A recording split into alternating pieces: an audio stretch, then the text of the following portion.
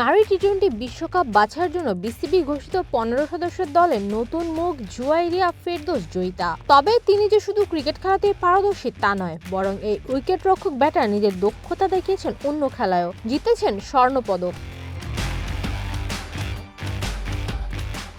গত বছর অনূর্ধ্ব-19 বিশ্বকাপে বাংলাদেশের হয়ে প্রথমবার মাঠে নামেন জয়িতা। তবে ব্যাট হাতে নিজেকে মেলে ধরতে ব্যর্থ হন। 6 ম্যাচে রান করেন মাত্র 70।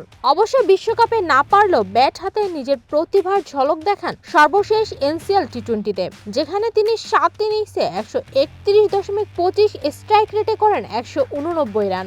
আর এতে প্রথমবারের মতো ডাক পেয়েছেন জাতীয় দলে।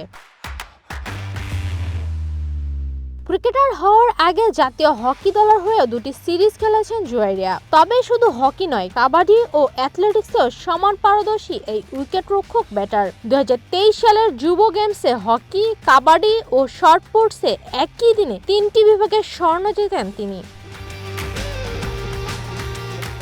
এবারের বিশ্বকাপ বাছাইয়ে জাতীয় দলের হয়ে খেলার সুযোগ পেলে 4টি ভিন্ন খেলায় দেশের প্রতিনিধিত্ব করার অনন্য গৌরব অর্জন করবেন জুয়াইরিয়া ফেরদৌস জয়িতা। নিবেদিতা বিনতে ওয়াদুদ, ওয়ান স্পোর্টস ডেস্ক।